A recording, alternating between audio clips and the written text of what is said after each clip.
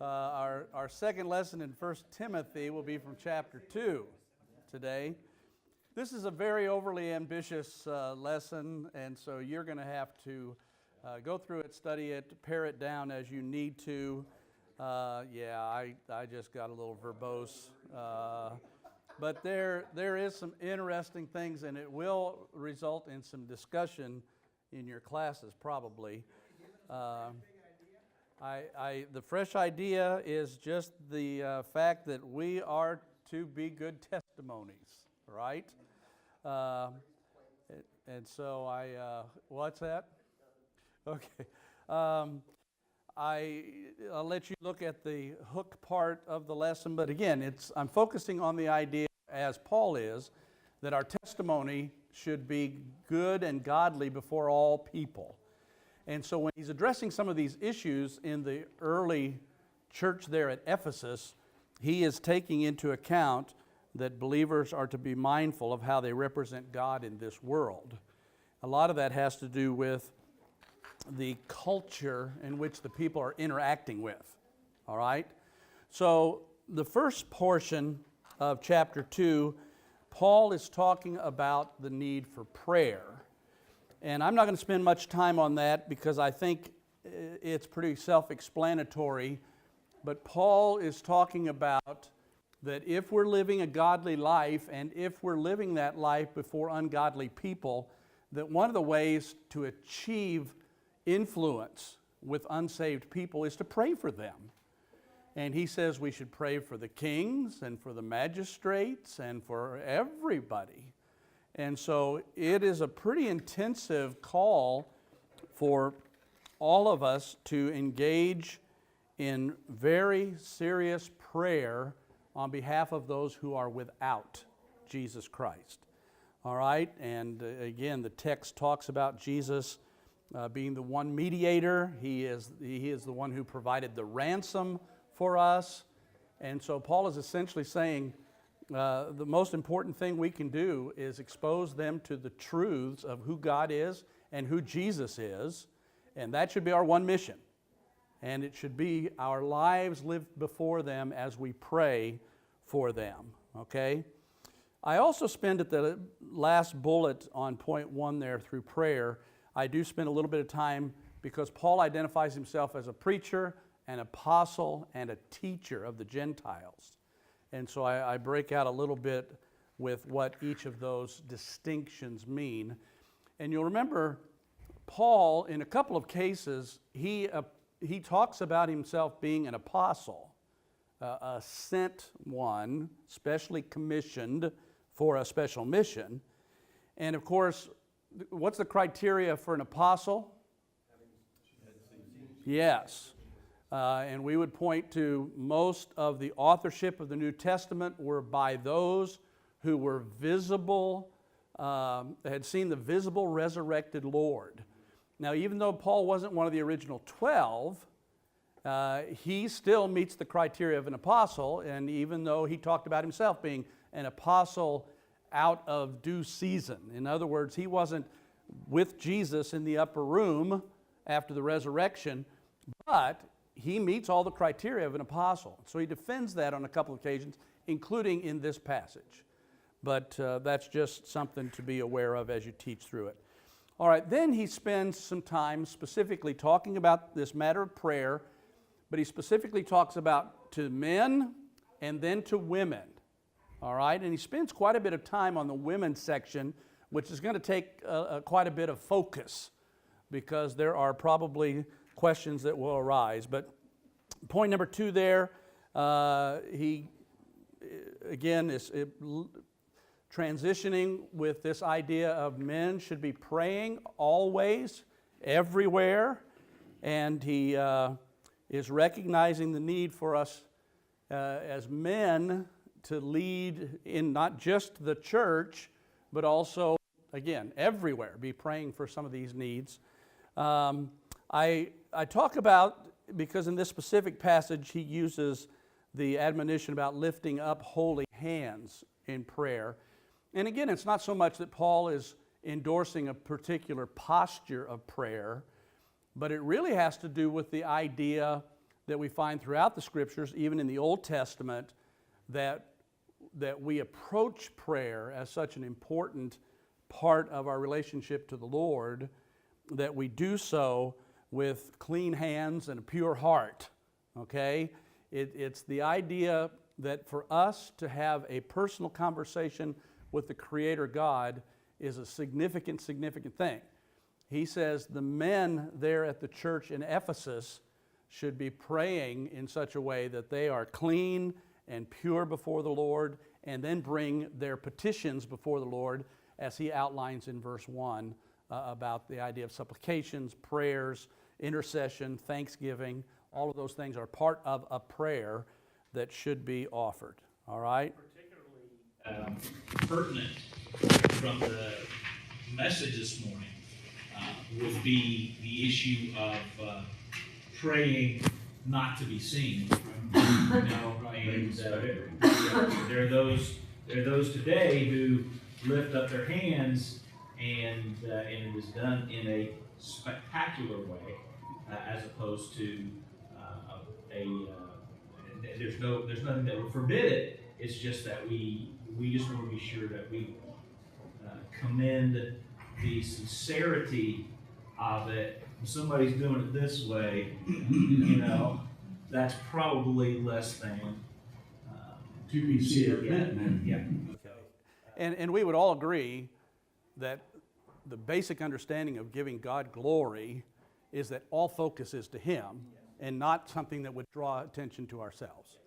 And so, Mike, did you have a comment? When they prayed in the Old Testament, they always prayed this way. They often did, yeah.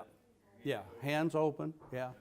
But again, it's not so much, all the way through the Old Testament, there's all kinds of postures of prayer too that's not always that way, so.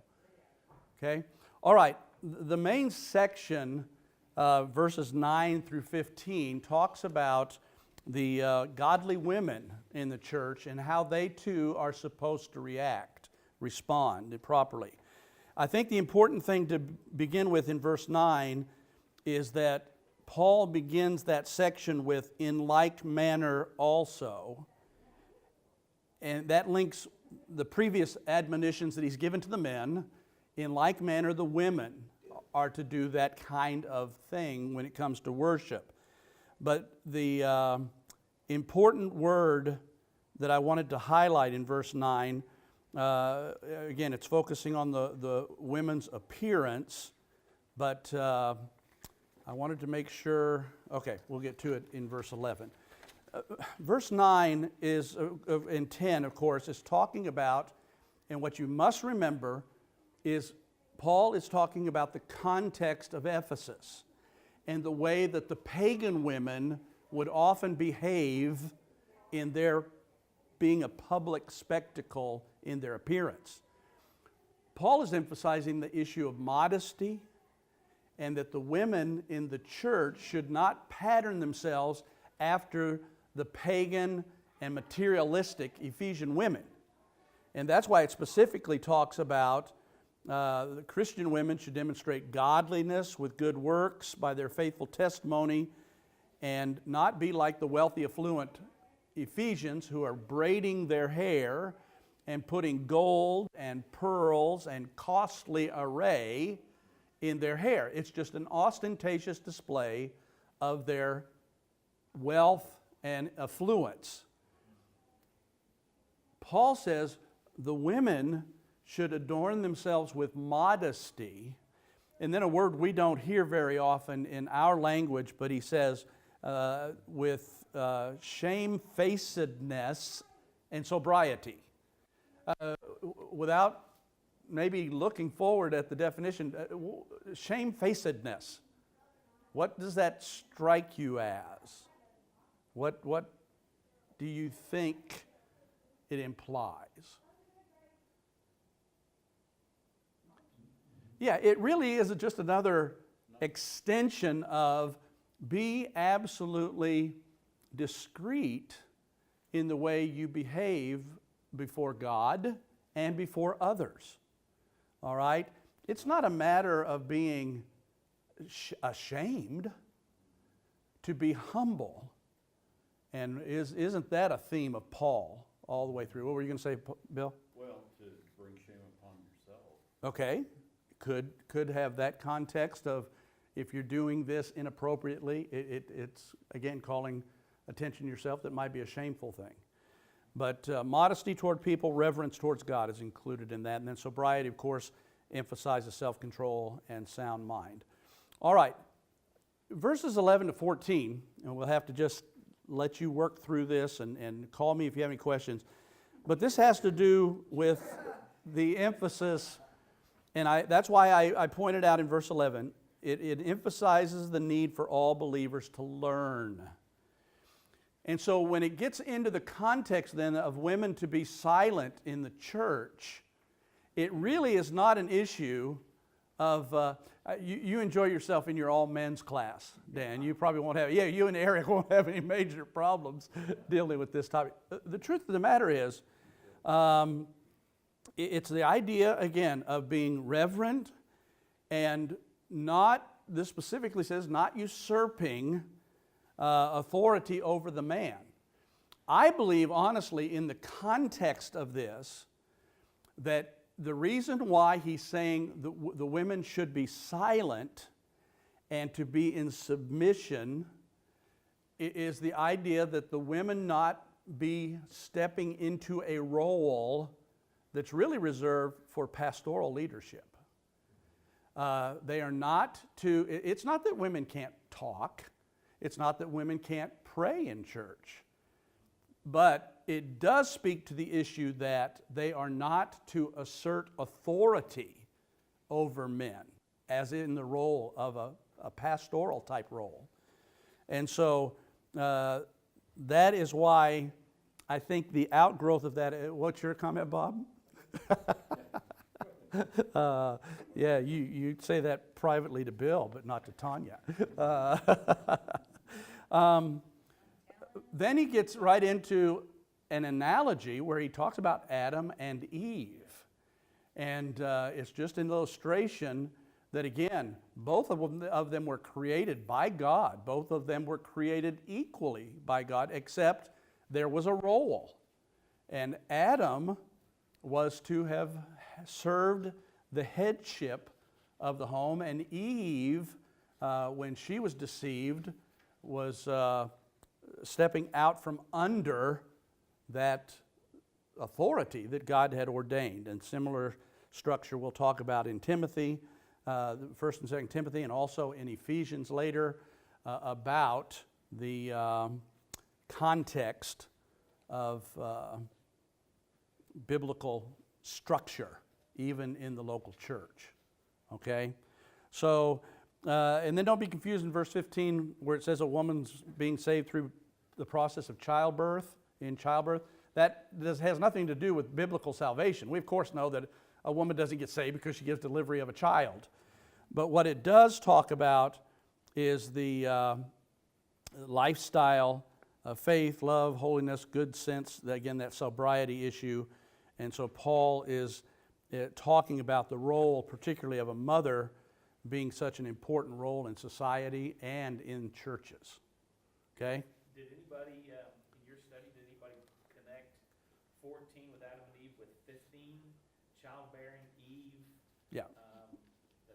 That is the context in which Paul's writing? It is, and it's the illustration that in the Old Testament God said this would be part of the responsibility of the woman in childbirth, but that she is bringing into the world new life, but it will be through the consequences of the sinful pain resulting from the curse. Yeah. But I did not develop that much in the context of this lesson. It was getting too long already. But hey, the big takeaway is clearly we need to be aware that people are always watching us. And I'm not talking about cyber surveillance. I'm talking about our coworkers, our children, what? The people who are just going to be watching, and our testimony must be sterling before them all the time, or there's the concern of our testimony being messed up, and we're called hypocrites. All right? Okay, thank you very much. Time's up.